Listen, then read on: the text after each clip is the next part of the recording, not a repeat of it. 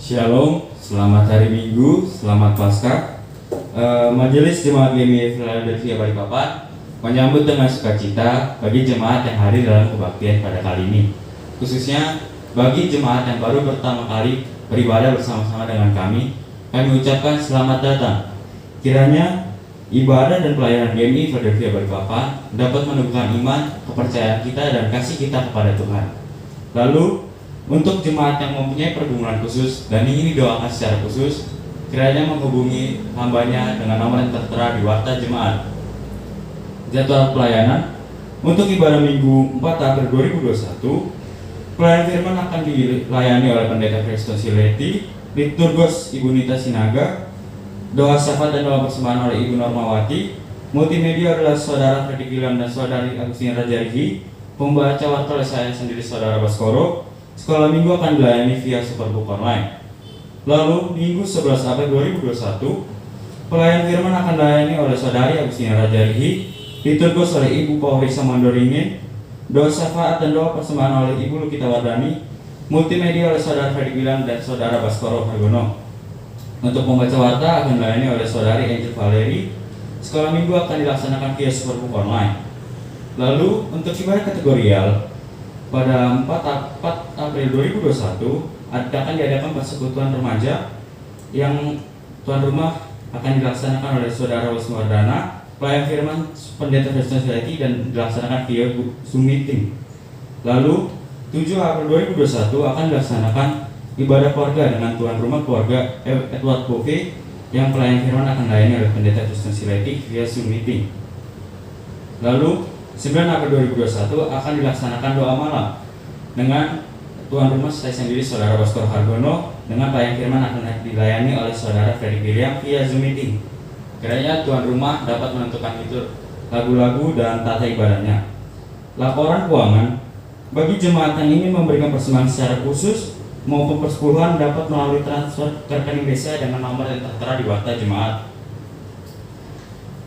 Pengumuman kami Majelis Jemaat GMI Philadelphia Balikpapan dengan ini menyampaikan ucapan terima kasih kami atas persembahan jemaat sepanjang minggu yang lalu.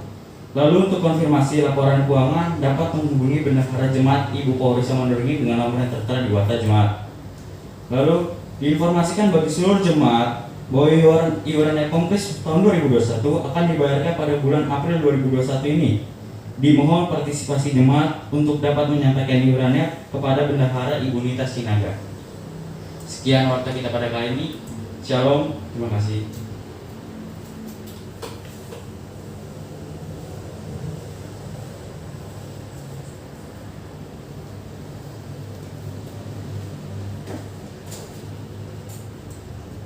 Shalom, selamat hari Minggu, selamat Paskah bagi Bapak Ibu, jemaat, saudara-saudari sekalian yang mengikuti kebaktian pada hari ini.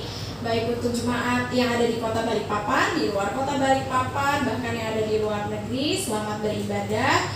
Mari kita mengambil waktu bersaat teduh sejenak sebelum kita memulai kebaktian minggu kita hari ini. Kita bersaat teduh.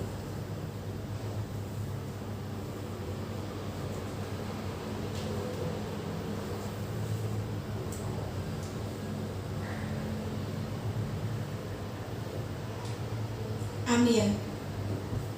Hari ini kita berkumpul dalam sukacita Paskah, yaitu kebangkitan Kristus atas maut. Paskah menyatakan bahwa kubur itu telah kosong dan kegelapan diusir oleh cahaya terang. Ia telah bangkit. Marilah kita semua mengambil sikap berdiri dan kita nyatakan kesukaan yang ceria. Nama Yesus terus bersuara, nomor 273 ayat yang pertama dan yang kedua. Kesukaan yang ceria hanya ada padamu.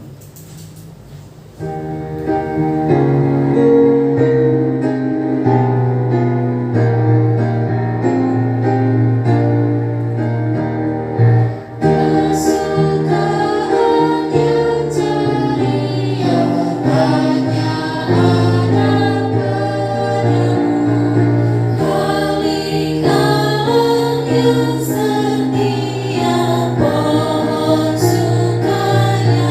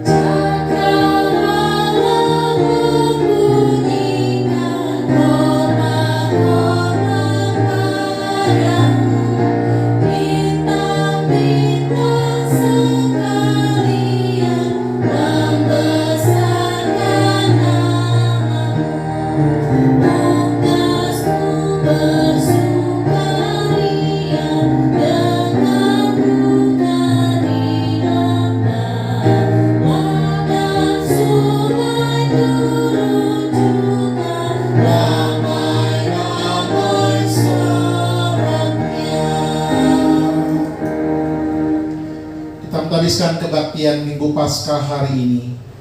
Pertolongan kita adalah dalam nama Tuhan yang menjadikan langit dan bumi.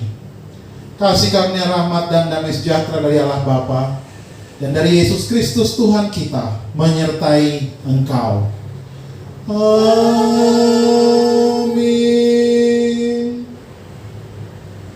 Nats pemimpin kita surat Roma pasal yang ke-6 ayat yang ke-5, demikian firman Tuhan. Sebab jika kita telah menjadi satu dengan apa yang sama dengan kematiannya, kita juga akan menjadi satu dengan apa yang sama dengan kebangkitannya. Sedemikian jauh pembacaan firman Tuhan. Mari kita bersama-sama menaikkan pujian Kidung Jemaat nomor 4 bait yang pertama dan ke-6. Hai mari sembah yang maha besar.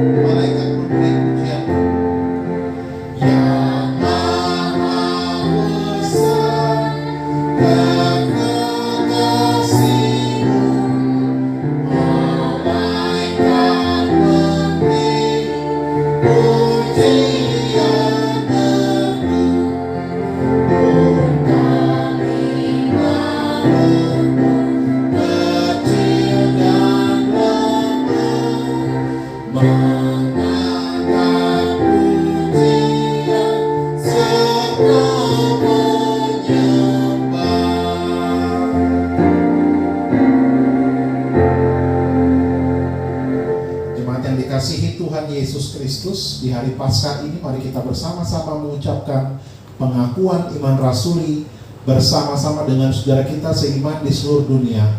Hendaklah masing-masing kita berkata, aku percaya kepada Allah, Bapa yang Maha Kuasa, Khalik langit dan bumi, dan kepada Yesus Kristus anaknya yang tunggal Tuhan kita, yang dikandung daripada Roh Kudus, lahir dari anak darah Maria, yang menderita di bawah pemerintahan Pontius Pilatus, disalibkan, mati dan dikuburkan.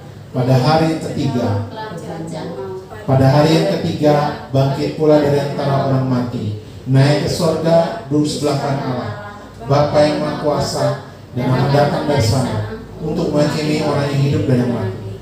Aku percaya kepada Roh Kudus, gereja yang kudus dan am, persekutuan orang kudus, pengampunan dosa, kebangkitan daging, dan hidup yang kekal. Jemaat disilakan duduk kembali.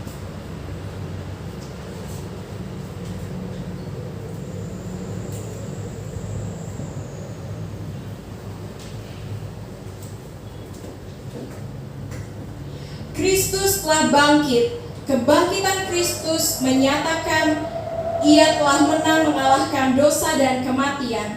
Di dalam Dia ada hidup. Mari kita bersama-sama menaikkan pujian kita, Anak Allah Yesus namanya. Menyucikan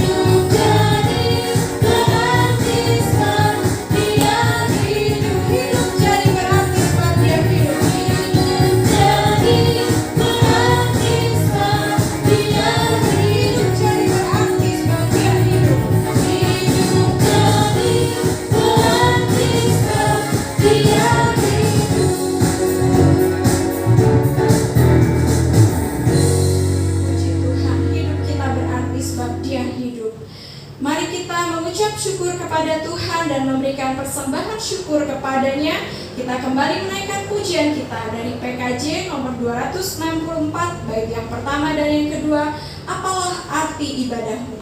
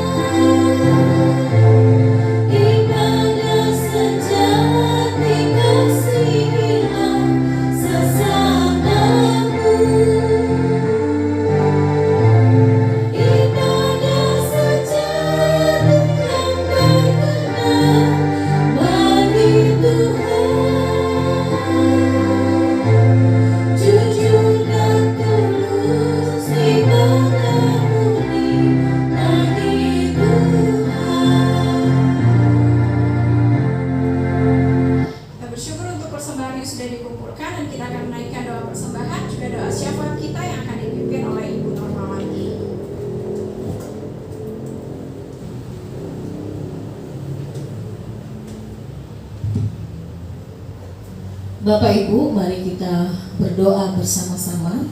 Bapak Ibu mengaminkan dari rumah masing-masing. Bapa di sorga, Bapa yang kami kenal di dalam nama Tuhan kami Yesus Kristus, Allah yang sungguh mengasihi kami. Kami bersyukur hari ini kami merayakan kembali kebangkitan Tuhan dari antara orang mati, membuktikan bahwa Tuhan hidup dan ada iman dan pengharapan untuk kami orang yang percaya. Terima kasih Tuhan untuk pelayanan yang boleh berjalan selama 1 minggu ini. Terima kasih untuk semua pekerjaan jemaat yang Tuhan sudah berkati. Tuhan sudah memberikan kesehatan, kekuatan bagi semua kami. Terima kasih juga untuk yang berulang tahun yang Tuhan juga sudah tambahkan 1 usia. Untuk Bapak Martin, Tuhan kami mengucap syukur karena begitu besar kasih Tuhan bagi orang tua kekasih kami. Kami juga berdoa menyerahkan untuk pelayanan kami di tempat ini. Kami berdoa menyerahkan hamba-hamba Tuhan. Berdoa untuk hambanya Prediston Seleti dan Ibu Nita yang melayani kami di gereja. Tuhan memberkati hamba Tuhan memberkati mereka dengan segala kerinduan mereka, memberkati mereka dalam setiap mereka memikirkan pelayanan yang ada. Tuhan terus memberikan hikmat dan kemampuan untuk mereka. Kami juga berdoa menyerahkan Saudari Agustina, Saudara Frederick, dan juga Saudari Lilis ke dalam tangan Tuhan.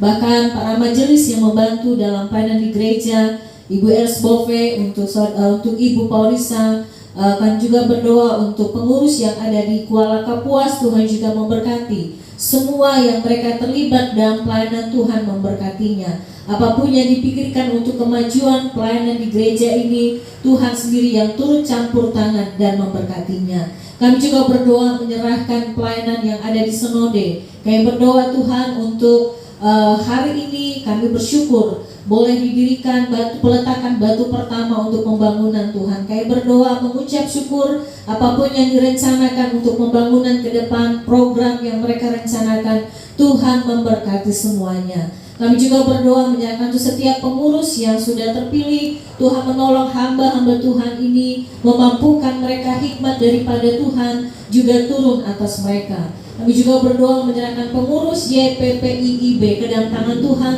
Berdoa untuk Pak Roland dan juga pengurus yang lain ke dalam tangan Tuhan. Tuhan juga memberkati mereka, memikirkan kemajuan pelayanan ini. Tuhan juga yang memberkatinya.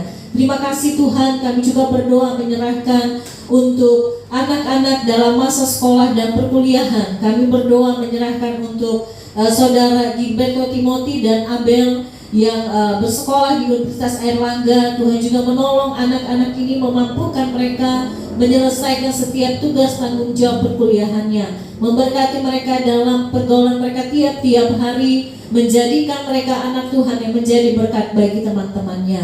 Kami juga berdoa menyerahkan anak-anak dalam masa sekolah, yaitu untuk Baskoro, untuk Yoga, untuk Angel, untuk Joshua, Marcella, Anggur, Adri, Blue, Marshall, Tania, dan Feli ke dalam tangan Tuhan. Kami berdoa untuk anak-anak ini, memampukan mereka dalam mengerjakan tugas-tugas online yang diberikan oleh guru, memberikan semangat untuk mereka, kesehatan untuk mereka Tuhan, dan juga terlebih untuk orang tua yang mendampingi mereka dalam belajar. Siapapun yang mendampingi mereka di rumah, ada oma, opa, tante, om, bahkan saudara mereka yang lain, Tuhan memberikan kemampuan untuk mereka semua. Bahkan untuk rekan guru juga memikirkan untuk pembelajaran kemajuan anak-anak belajar secara online. Tuhan juga terus memberikan kreativitas dan kemampuan dan hikmat yang daripada Tuhan. Kami juga berdoa ya Bapa, menyerahkan pergumulan untuk gereja kami. Kami berdoa untuk pertumbuhan iman jemaat dan juga pertambahan jemaat kami di tempat ini. Kami percaya Tuhan, ketika Engkau yang membuka pelayan di tempat ini, Tuhan juga yang akan menambahkan secara jumlah dan juga iman kami bertumbuh di dalam Tuhan. Kami juga berdoa menyerahkan untuk pengurusan surat tanah gereja. Kami mengucap syukur sampai hari ini pengurusan surat tanah gereja boleh memasuki tahap yang akan selesai. Kami berdoa biarlah Tuhan apa yang akan diselesaikan nanti semuanya boleh membawa kemajuan, dan juga kami boleh memikirkan untuk pembangunan gereja ke depannya. Dan juga kami berdoa menyerahkan untuk anak-anak muda, Saudara Wisnu dan juga untuk Trisha. Kami mengucap syukur Tuhan memberikan pekerjaan untuk mereka. Biarlah apa yang Tuhan sudah percayakan bagi anak-anak muda ini, Kau memberkati mereka dalam pekerjaannya. Bahkan usaha jemaat kami di tempat ini, Tuhan juga memberkati apa yang menjadi usaha pekerjaan mereka. Tuhan yang memberkatinya. Kami juga berdoa menyerahkan untuk pekerjaan jemaat kami yang tidak bersama dengan kami di tempat ini, yang juga terpisah dengan keluarga karena pandemi ini. Yang berdoa untuk Pak Stefanus, Pak Nobel ke dalam tangan Tuhan. Tuhan juga menguatkan kepala keluarga ini untuk tetap kuat di dalam Tuhan. Dan kami berdoa juga menyerahkan untuk kesehatan dari Saudara Hius Riki dan juga untuk Saudara Max Levi Sileti, dan juga untuk Ibu Tiomisi Sosihaan dari keluarga Bapak Gunanta Sitepu. Kami berdoa di dalam nama Yesus. Tuhan, Engkau tahu apa yang menjadi kelemahan tubuh mereka. Kami percaya Tuhan akan memulihkan mereka. melalui pengobatan, melalui obat-obat yang mereka minum, bahkan melalui terapi yang sedang mereka jalani. Kami juga berdoa menyerahkan untuk Nenek Angel yang ada di Anjungan, yang saat ini dalam kondisi fisik kesehatan yang menurun. Kami berdoa di dalam nama Yesus. Tuhan, Engkau Allah yang mengasihi orang tua kami ini. Engkau juga yang memberikan yang terbaik bagi orang tua kami, Tuhan. Kami berdoa untuk setiap keluarga, saudara-saudara yang lain juga, Tuhan menguatkan mereka. Terima kasih Tuhan. Kami juga berdoa menyerahkan untuk tenaga medis dimanapun mereka berada, dalam tugas tanggung jawab mereka menangani COVID ini, Tuhan. Bahkan jaga lindungi mereka, kuatkan mereka, Tuhan berikan kesehatan untuk mereka. Kami juga berdoa untuk vaksin yang boleh sudah dilaksanakan di Indonesia ini, biarlah vaksin yang sudah ada ini dapat merata dan semua rakyat Indonesia juga dapat bersama-sama kami divaksin, Tuhan. Kami berdoa untuk setiap orang yang mengurusnya, bahkan yang mengerjakannya di lapangan. Tuhan memberkati mereka. Terima kasih Tuhan Yesus. Kami juga berdoa menyerahkan untuk kesehatan Ibu Henry Octavianus dan keluarga. Tuhan memberkati Oma kekasih ini dalam masa tuanya, terus memberkati dia, memberikan kesehatan dan kekuatan di tengah pelayanannya, Tuhan.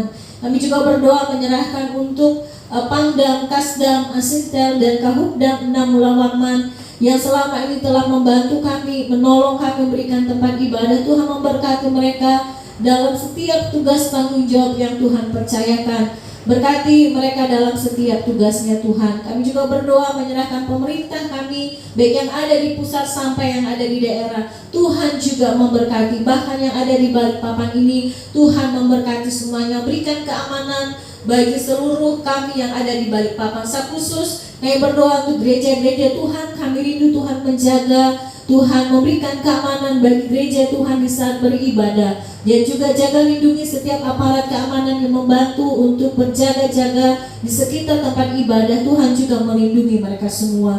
Terima kasih Tuhan. Kami mengucap syukur untuk setiap doa yang kami naikkan ini. Kami rindu Tuhan, Tuhan menjawabnya tepat pada waktunya, dan ajar kami untuk bersabar menantikan setiap jawaban doa daripada Tuhan. Kami mengucap syukur seperti doa yang Tuhan Yesus sudah ajarkan untuk kami. Bapa kami yang ada di sorga, dikuduskanlah namamu, datanglah kerajaan-Mu, jadilah kehendakmu di seperti di sorga.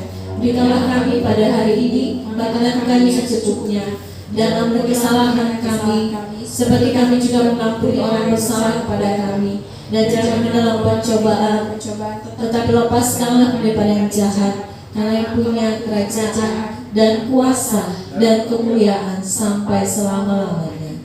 Amin.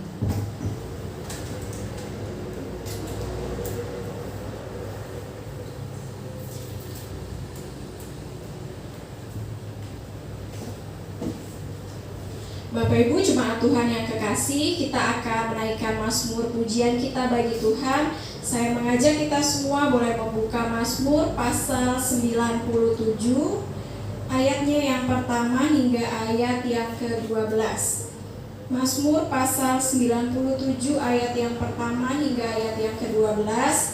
Kita akan membacakan mazmur ini secara berbalasan.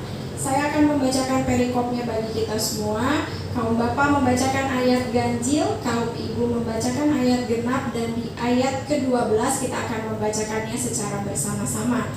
Saya mengajak Bapak Ibu jemaat boleh mengambil sikap berdiri dan kita menaikkan mazmur pujian kita bagi Tuhan. Tuhan adalah Raja. Ayat yang pertama kaum Bapak. Tuhan adalah Raja, biarlah bumi bersorak-sorak, biarlah banyak pulau bersuka cita. Ayat yang kedua. Awan dan kekelaman ada sekeliling Dia, keadilan dan hukum adalah tumpuan tahtanya. Api menjalar di hadapannya dan menghanguskan para lawannya sekeliling. Kilat-kilatnya menerangi dunia, bumi melihatnya dan gemetar. Gunung-gunung luluh seperti lilin di hadapan Tuhan seluruh bumi. Langit memberitakan keadilannya, dan segala bangsa melihat kemuliaannya. Semua orang yang beribadah kepada patung akan mendapat malu. Orang yang memegahkan diri karena berhala-berhala, segala sujud menyembah kepadanya. Sion mendengarnya dan bersukacita, putri-putri Yehuda bersorak-sorak, oleh karena penghukuman-Mu ya Tuhan. Sebab Engkaulah ya Tuhan yang maha tinggi di atas seluruh bumi, Engkau sangat dimuliakan di atas segala Allah. Hai orang-orang yang mengasihi Tuhan, bencilah kejahatan. Dia yang memelihara nyawa orang-orang yang dikasihinya akan melepaskan mereka dari tangan orang-orang fasik. Terang sudah terbit bagi orang benar, dan sukacita bagi orang-orang yang tulus hati. Bersama-sama ayat ke-12. Bersukacitalah karena Tuhan, hai orang-orang benar, dan nyanyikanlah syukur bagi namanya yang kudus. Puji Tuhan. Bapak Ibu silakan duduk kembali. Bersukacitalah karena Tuhan, hai orang-orang benar, dan nyanyikanlah syukur bagi namanya yang kudus. Kita bersyukur untuk waktu ini. Kita akan kembali mendengarkan kebenaran firman Tuhan yang akan disampaikan oleh Pendeta Freddy Stonsileti. Saya mengajak Bapak Ibu Jemaat untuk kita bersama menyiapkan hati dan pikiran kita. Kita menaikkan pujian kita bagi Tuhan, selidiki aku.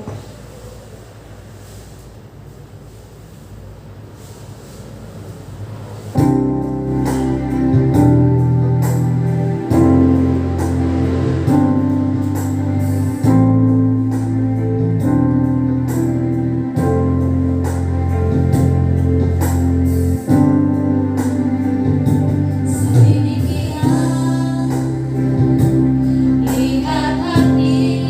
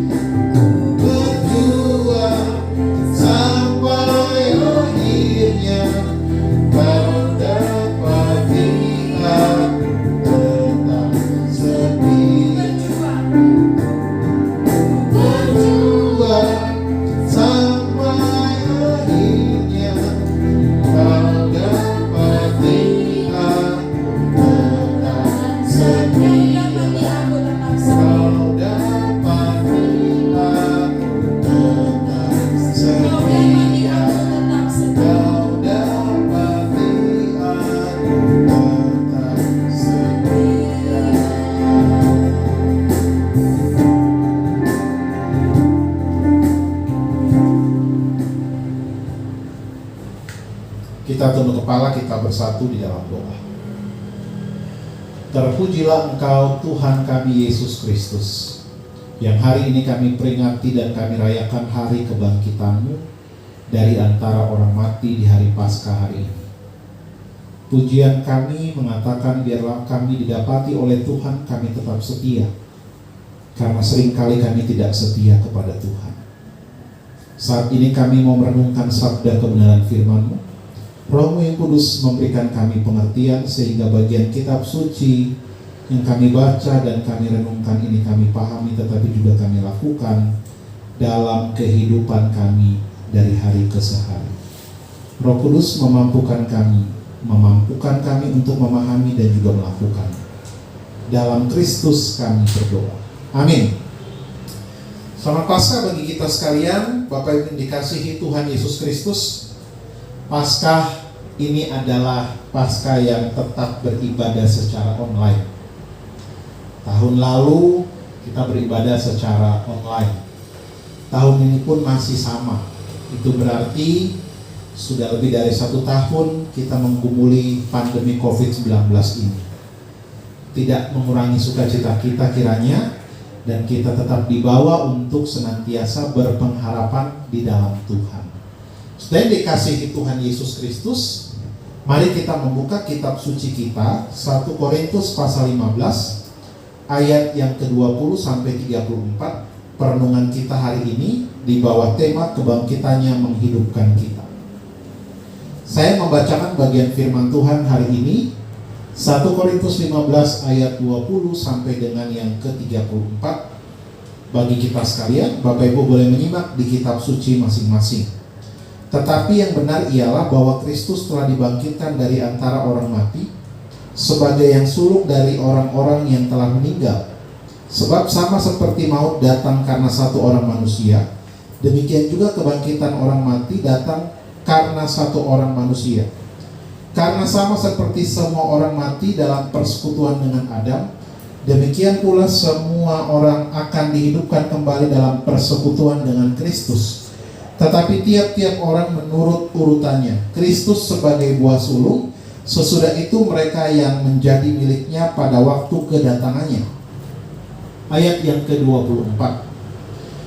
Kemudian tiba kesudahannya, yaitu bila mana ia menyerahkan kerajaannya kepada Allah Bapa, sesudah ia membinasakan segala pemerintahan, kekuasaan dan kekuatan. Karena ia harus memegang pemerintahan sebagai raja sampai Allah meletakkan semua musuhnya di bawah kakinya. Ayat 26. Musuh yang terakhir yang dibinasakan ialah maut. Sebab segala sesuatu telah ditaklukkannya di bawah kakinya. Tetapi kalau dikatakan bahwa segala sesuatu telah ditaklukkannya, maka teranglah bahwa ia sendiri yang telah menaklukkan segala sesuatu di bawah kaki Kristus itu tidak termasuk di dalamnya. Tetapi kalau segala sesuatu telah ditaklukkan di bawah Kristus, maka ia sendiri sebagai anak akan menaklukkan dirinya di bawah Dia yang telah menaklukkan segala sesuatu di bawahnya, supaya Allah menjadi semua di dalam semua. Jika tidak demikian, apakah faedahnya perbuatan orang-orang yang dibaptis bagi orang mati? Kalau orang mati sama sekali tidak dibangkitkan, mengapa mereka mau dibaptis bagi orang-orang yang telah meninggal? Dan kami juga, mengapakah kami setiap saat membawa diri kami ke dalam bahaya? Saudara-saudara, tiap-tiap hari aku berhadapan dengan maut demi kebanggaanku akan kamu dalam Kristus Yesus, Tuhan kita. Aku katakan bahwa hal ini benar. Ayat yang ke-32. Kalau hanya berdasarkan pertimbangan-pertimbangan manusia saja aku telah berjuang melawan binatang buas di Efesus, apakah gunanya hal itu bagiku? Jika orang mati tidak dibangkitkan, maka marilah kita makan dan minum, sebab besok kita mati. Ayat yang ke-33, janganlah kamu sesat, pergaulan yang buruk merusakan kebiasaan yang baik. Sadarlah kembali sebaik-baiknya dan jangan berbuat dosa lagi. Ada di antara kamu yang tidak mengenal Allah. Hal ini kukatakan supaya kamu merasa malu. Sedemikian jauh pembacaan firman Tuhan. Yang berbahagia kita yang membaca, merenungkan, dan melakukan firman Tuhan dalam kehidupan tiap-tiap hari. Saudara dikasihi Tuhan Yesus Kristus, hari Paskah hari ini kita tentu bersuka cita. Karena iman percaya kita bukan iman percaya yang bukan berdasarkan peristiwa faktual atau fakta, tapi didasarkan iman kita didasarkan fakta, tapi juga iman di ataskan kerangka teologis. Jadi bukan hanya sebatas fakta atau sebatas kepercayaan, tapi berdasarkan sesuatu yang bersifat teologis, tapi juga fakta. Ini nggak bisa dipisahkan keduanya. Saudara, kisah kebangkitan Kristus aneh, sama dengan kelahirannya. Yesus lahir dari rahim seorang Maria melalui Roh Kudus, bukan karena keinginan laki-laki.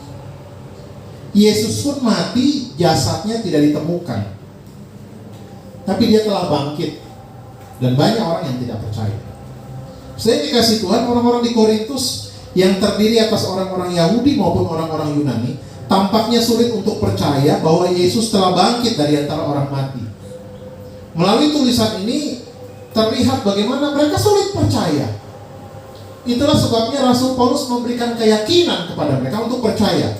Memang tidak jelas apa kesulitan yang dialami mereka, mungkin dari di dalam jemaat atau di luar yang mereka hadapi, tapi itulah laporan yang disampaikan kepada Paulus ketika Paulus berada di Efesus. Mereka sulit percaya. Yang pasti penolakan terhadap pemberitaan Yesus ini bagi Rasul Paulus ini penting sekali. Dia harus jelaskan itu.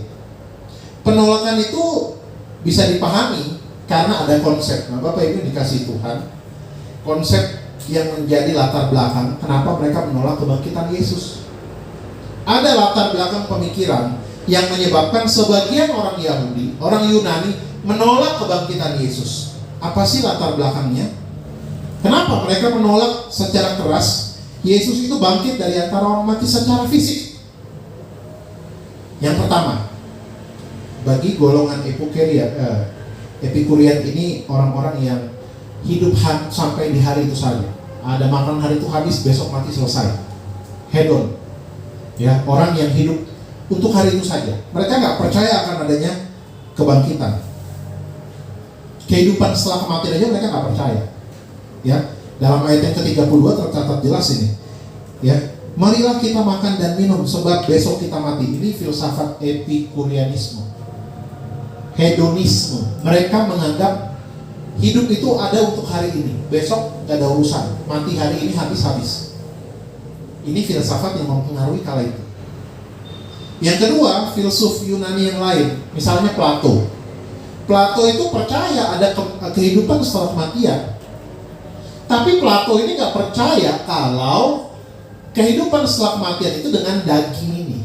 Gak percaya. Dia percaya ada kehidupan setelah kematian. Percaya. Ya, Platon, golongan Platon, filsafat golongan Platonisme, atau di tokohnya namanya disebut Plato. Dia meyakini ada kehidupan setelah kematian, tapi bukan dengan fisik ini, dengan daging ini. Ya. Yang berikut orang Yahudi yang pada umumnya percaya ada kebangkitan, tapi bukan waktu Yesus bangkit, tapi pada akhir zaman. Kalau Bapak Ibu ingat, waktu Yesus membangkitkan Lazarus, sebelum Yesus membangkitkan Lazarus, Yesus katakan dia akan dibangkitkan. Lalu jawab Maria, dibilang iya kami percaya ada kebangkitan orang mati, tapi itu pada akhir zaman. Nah ini dia. Ini konsep orang Yahudi kala itu. Jadi ada kebangkitan, tapi bukan waktu Yesus bangkit itu, tapi bangkitnya pada akhir zaman. Berikut Bapak Ibu dikasih Tuhan, kenapa mereka menolak kebangkitan? Orang-orang Yahudi dari golongan Saduki, sama dengan golongan Epikurianisme tadi. Mereka menolak yang namanya kebangkitan. Gak percaya ada kehidupan setelah kematian. Mereka gak percaya. Jadi baik orang Yunani, orang Yahudi di Korintus, sebagiannya mereka tidak percaya akan kebangkitan secara fisik. Mereka tidak percaya. Setelah dikasih Tuhan, menariknya Rasul Paulus ini memang salah satu rasul yang cerdas, yang Tuhan berikan hikmat untuk menjawab. Ya, Rasul Paulus dia bilang, pokoknya imani sajalah, percaya sajalah dia bangkit. Soal terjadi apa enggak kebangkitan tuh pokoknya iman. Dia nggak bilang begitu. Rasul Paulus ini Bapak Ibu dikasih Tuhan, dia bilang pokoknya percaya saja. Enggak, dia nggak bilang begitu. Tapi apa yang Rasul Paulus sampaikan? Setelah dikasih Tuhan, Rasul Paulus berargumen sangat cerdas dan kritis. Coba kita perhatikan 1 Korintus 15 ayat yang ketiga. Rasul Paulus bilang begini, sebab yang sangat penting telah kusampaikan kepadamu, yaitu bahwa apa yang telah kuterima sendiri, ialah bahwa Yesus Kristus telah mati karena dosa-dosa kita sesuai dengan kitab suci. Jadi dalam terjemahan bahasa Yunani itu ayat yang ketiga, sebab yang sangat penting, ini penekanan ini, yang sangat penting, artinya apa? Inti dari pemerintahan Rasul Paulus, ya, ialah bahwa Kristus telah mati karena dosa-dosa kita sesuai dengan kitab suci. Telah mati. Dikatakan lagi ayat yang keempat, ayat 3 bagian akhir, sesuai dengan kitab suci. Ayat 4, bahwa ia telah dikuburkan dan bahwa ia telah dibangkitkan pada hari yang ketiga sesuai dengan kitab suci. Jadi Rasul Paulus gak semena-mena ngomong percaya saja, tapi sesuai dengan kitab suci. Nah, Bapak Ibu dikasih Tuhan, saya baca catatan-catatan, memang peristiwa setelah Yesus mati beberapa bulan kemudian itu ada namanya kredo. Kredo itu kerigma, pengakuan iman, sebelum kitab suci ini ditulis. Jadi beberapa bulan setelah Yesus mati, para pengikutnya itu membuat kredo. Mereka melihat sendiri kredo itu dibangun atas fakta. Faktanya bagaimana sih? Coba kita lihat pada 1 Korintus 15 ayat yang ke-5. Tertulis begini, bahwa ia telah menampakkan diri kepada Kefas. Kefas ini yang disebut Petrus. Kemudian kepada ke-12 murid. Kepada Kefas, kepada ke-12 murid. Ayat yang ke-6. Sesudah itu ia menampakkan diri kepada lebih dari 500 saudara sekaligus. Kebanyakan dari mereka masih hidup sampai sekarang waktu itu ditulis. Tetapi beberapa di antaranya telah meninggal. Ayat 7 kita perhatikan lagi. Selanjutnya ia menampakkan diri kepada Yakobus, kemudian kepada semua rasul. Ayat 8 tertulis begini. Dan yang paling akhir dari semuanya ialah ia menampakkan diri juga kepadaku, sama seperti kepada anak yang lahir sebelum waktunya. Wow. Jadi Rasul Paulus gak bilang pokoknya percaya saja. Enggak. Kebangkitan Kristus itu dibangun atas dasar fakta sejarah, atas dasar bukti bahwa memang dia bangkit, disaksikan oleh banyak orang, bahkan lebih dari 500 orang. Bapak Ibu, hukum Taurat, hukum orang Yahudi, kalau ada satu orang saksi itu namanya bukan saksi. Hukum Taurat, hukumnya orang Yahudi ini, kalau saksinya perempuan itu bukan saksi. Itu sebabnya waktu di Injil ketika Yesus bangkit, Maria Magdalena dan Maria yang lain, perempuan-perempuan ini ketika bersaksi gak diakui. Ya. Kalaupun ada laki-laki yang melihat tapi seorang diri, tidak diakui juga. Tapi Rasul Paulus mematahkan semua itu. Dia katakan kepada Kefas, kepada ke-12 murid, kepada lebih dari 500 orang, kepada Yakobus, bahkan kepada aku, kata Rasul Paulus. Bapak Ibu, ini menjadi sangat penting karena apa? Fakta tentang kebangkitan Kristus ini sebuah fakta yang tidak terbantahkan. Meskipun pada perkembangannya Bapak Ibu dikasih Tuhan, banyak orang juga yang tidak percaya.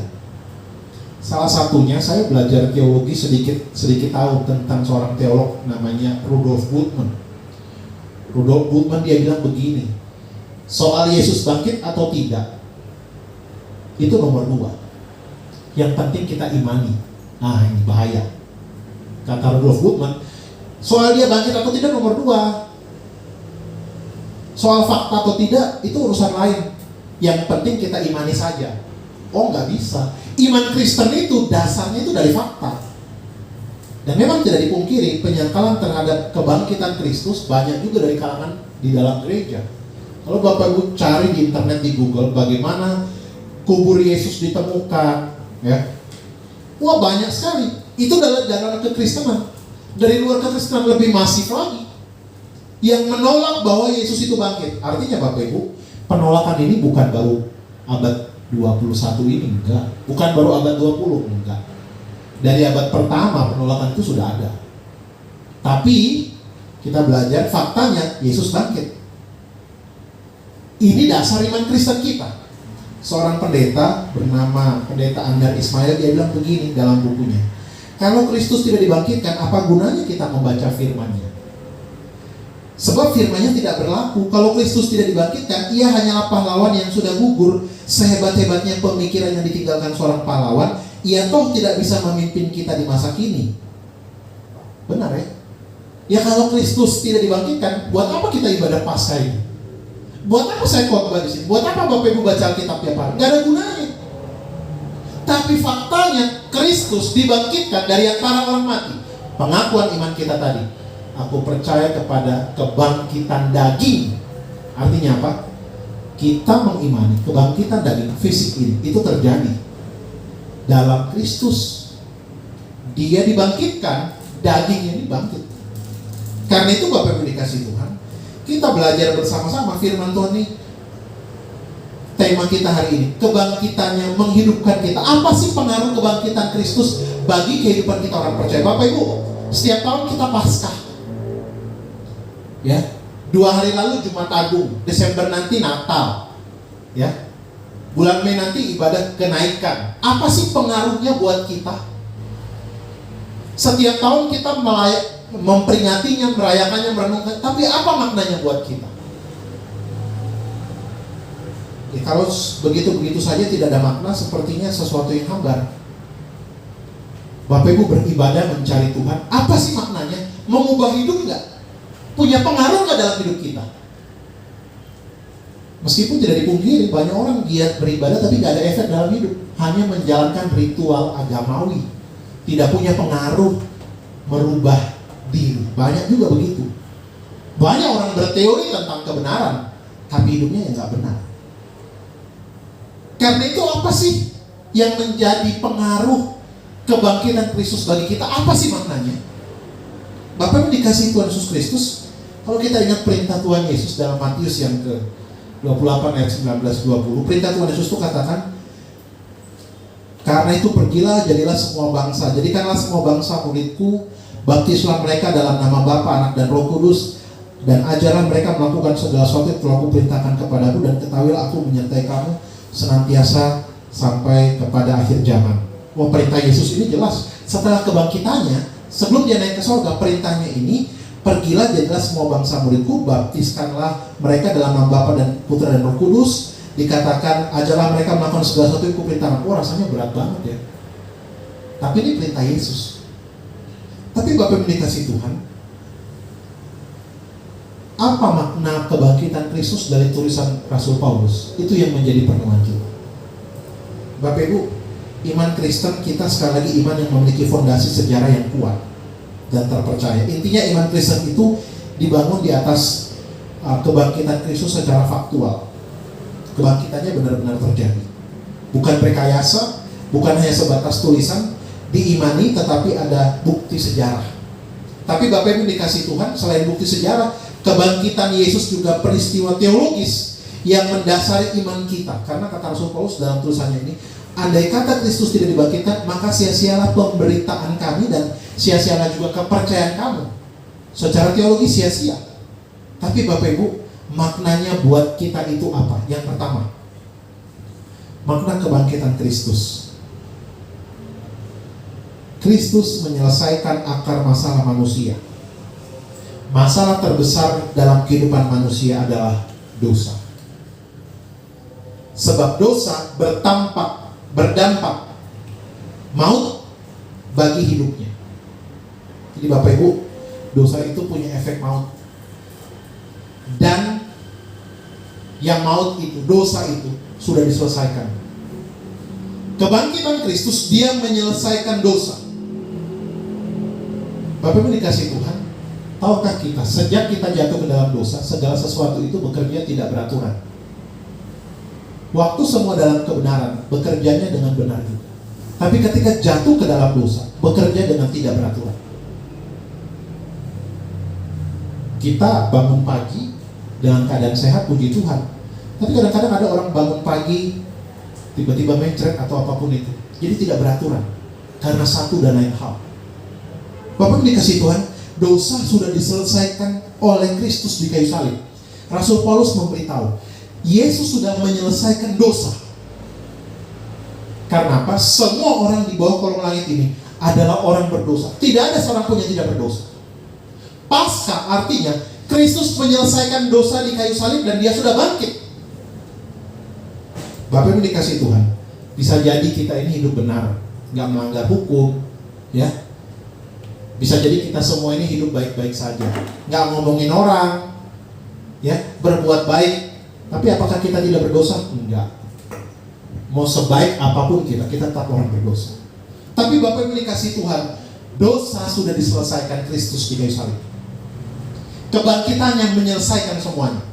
Karena itu Bapak Ibu jangan kita bermain-main dengan dosa, ya. Karena Tuhan sudah menyelesaikan bagi kita. Karena itu jangan kita main-main dengan dosa.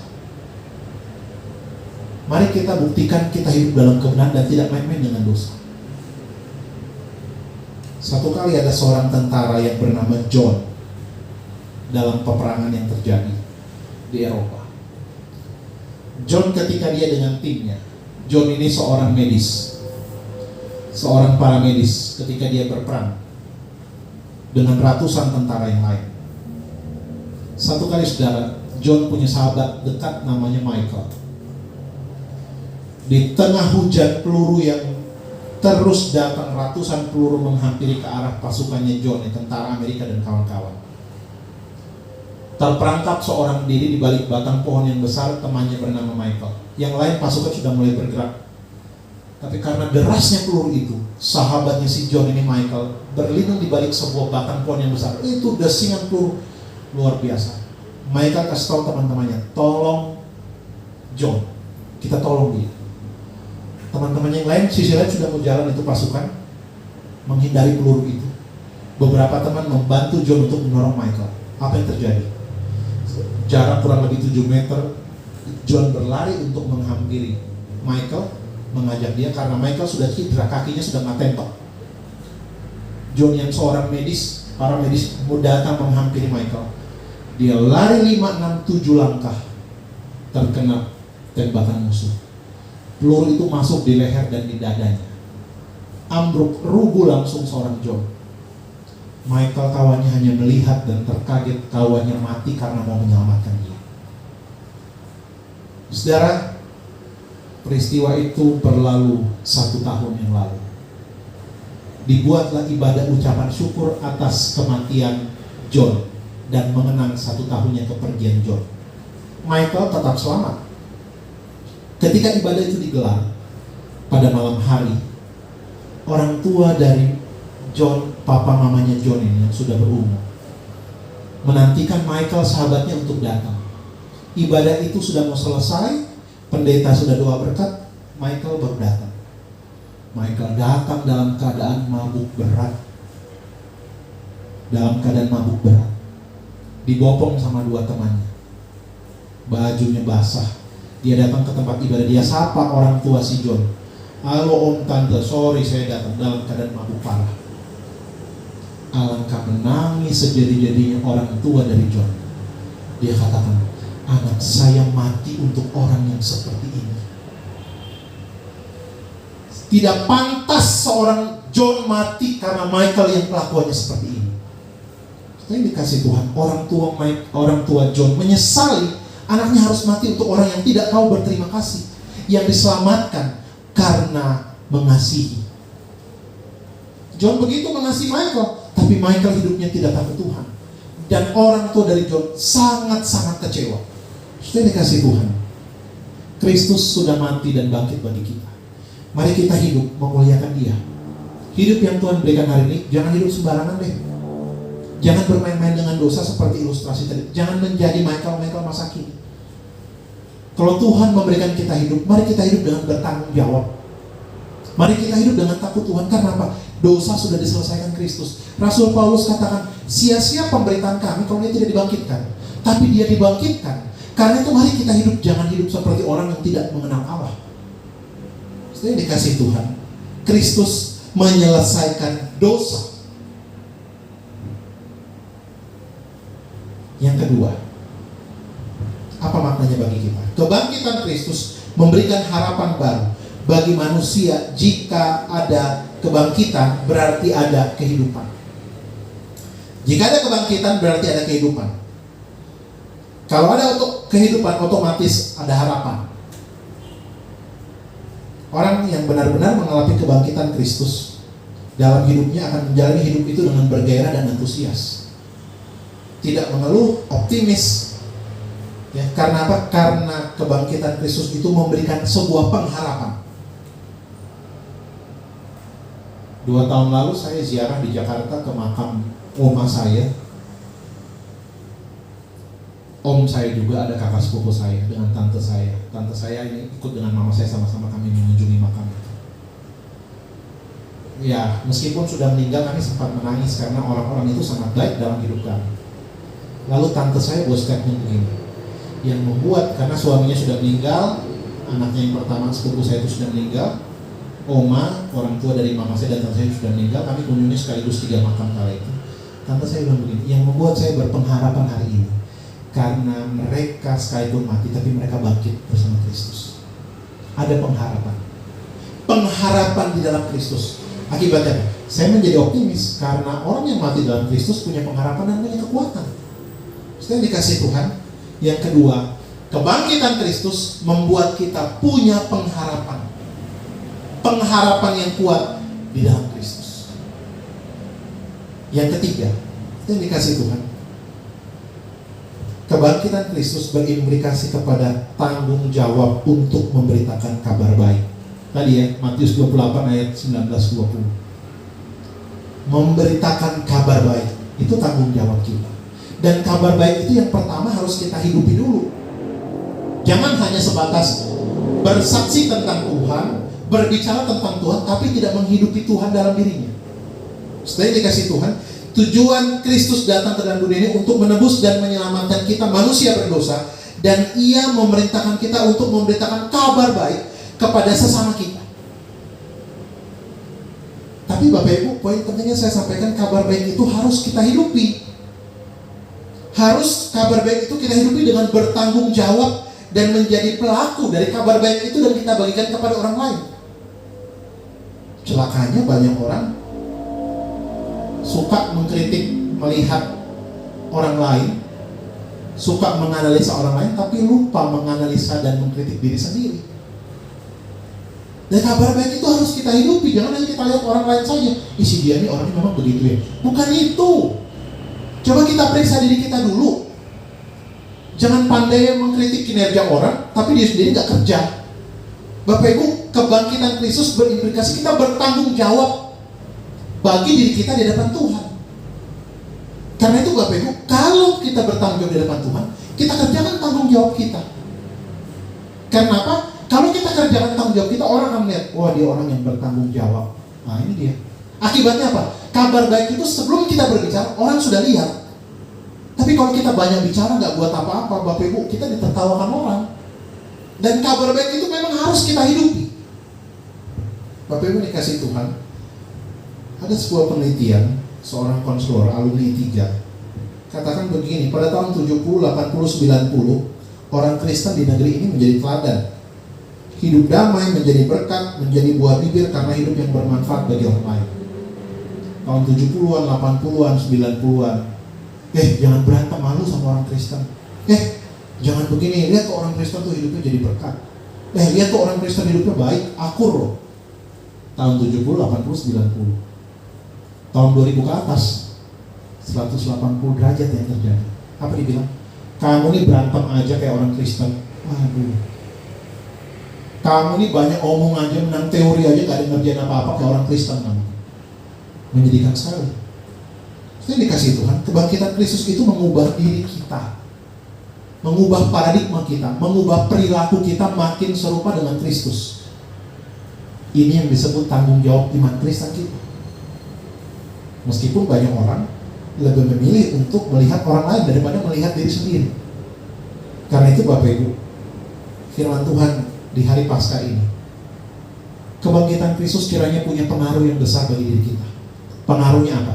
Mari kita tidak bermain-main dengan dosa, kita hidup dalam kebenaran. Mari setiap kita hidup dalam pengharapan akan Kristus.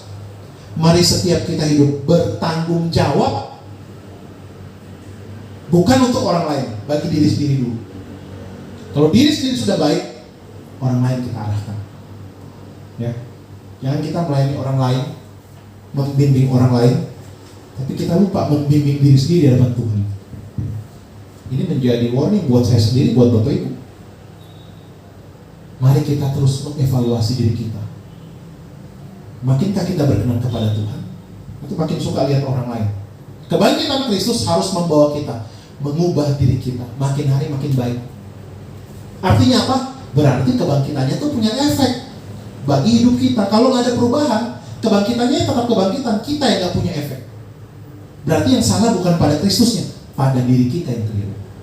Kiranya Tuhan memampukan kita menjadi pelaku kebenaran firman Tuhan ini. Kiranya kebangkitan Kristus memiliki efek dampak bagi kehidupan kita. Tema kita hari ini, kebangkitan yang menghidupkan kita. Apakah kita sudah dihidupkan oleh kebangkitan Kristus, atau biasa-biasa saja? Hanya diri kita yang tahu. Tuhan menolong setiap kita. Selamat Paskah. Amin. Kita berdoa. Tuhan, hamba-Mu telah berhenti berbicara. Roh yang kudus kiranya memampukan kami untuk kami senantiasa hidup dalam kebenaran, tidak bermain-main dengan dosa, hidup dalam pengharapan, tapi juga hidup bertanggung jawab. Karena kebangkitan-Mu, ya Tuhan kami Yesus Kristus, memiliki dampak bagi hidup kami dan sesama kami. Roh Kudus memampukan kami untuk mendengarkan tetapi juga menjadi pelaku kebenaran firman. Dalam Kristus kami berdoa. Amin.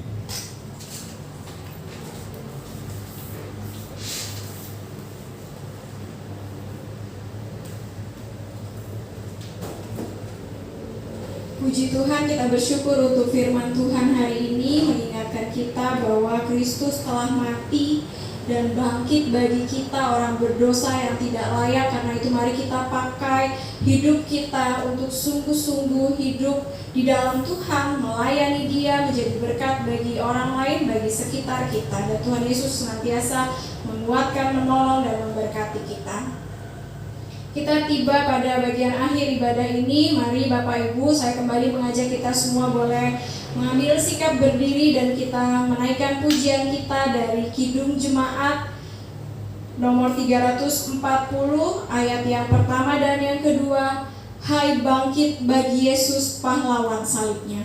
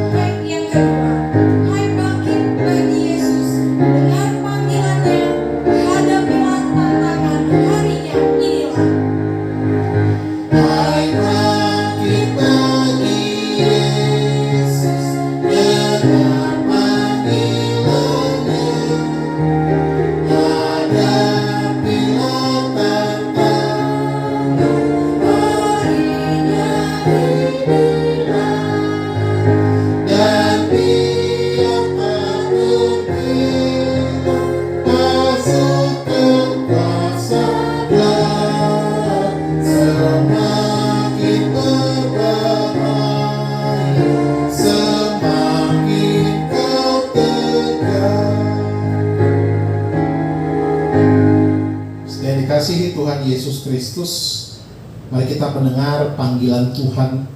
Tuhan Yesus yang telah mengalahkan maut. Hadapilah tantangan, harinya inilah. Setelah dikasih Tuhan, kehidupan kita hari ini adalah karena belas kasihan Tuhan. Mari kita tetap senantiasa hidup untuk memuliakan nama Tuhan. Di hari Paskah ini kita makin hari makin berkenan, makin layak kepada Tuhan. Dan Tuhan menolong kita menghadapi hari-hari yang sulit ini dengan senantiasa berpegang kepada tangan Tuhan yang kuat itu. Karena itu setiap jemaat kita kembali dalam kehidupan kita masing-masing, kita mengarahkan hati kita kepada Tuhan, kita berdoa dan kita menerima berkat Tuhan. Terpujilah Kristus, Juru Selamat kami yang agung, penolong kami yang setia melalui Roh-Mu yang kudus. Kami bersyukur hari Paskah hari ini, kami mengakhiri kebaktian minggu kami. Kami bersyukur karena kekuatan kami datangnya dari Tuhan yang senantiasa menolong, menghibur, dan memampukan kami. Kiranya Paskah hari ini membawa kehidupan kami makin berkenan kepada Tuhan, dan kami menjadi pribadi yang hidup selalu bertanggung jawab di hadapan Tuhan dan sesama kami. Tuhan menolong jemaat kami yang bergumul karena suasana duka. Engkau menolong saudara kekasih Mas Kris. Tuhan menguatkan dia pasca Tuhan panggil ibunda terkasih beberapa hari lalu. Tuhan menguatkan Ibu Norma di tengah orang tua dalam keadaan bergumul dengan kesehatan yang ada di Anjungan, Pontianak, Kalimantan Barat. Terima kasih Bapak. Kami kembali dalam kehidupan kami. Tuhan menolong dan menopang setiap kami. Jemaat yang dikasihi Tuhan, arahkan hatimu kepada Tuhan. Terimalah berkat Tuhan. Tuhan memberkati engkau dan melindungi engkau. Tuhan menyinari engkau dengan wajahnya dan memberi engkau kasih karunia. Tuhan menghadapkan wajahnya kepadamu dan memberi engkau damai sejahtera. Amin. Amin. Amin.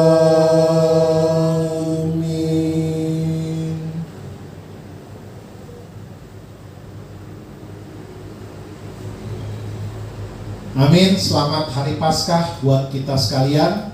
Tuhan Yesus menolong setiap Bapak Ibu jemaat yang di luar negeri, di dalam negeri, di Balikpapan, dimanapun berada, di Kuala Kapuas. Tuhan menolong kita sekalian.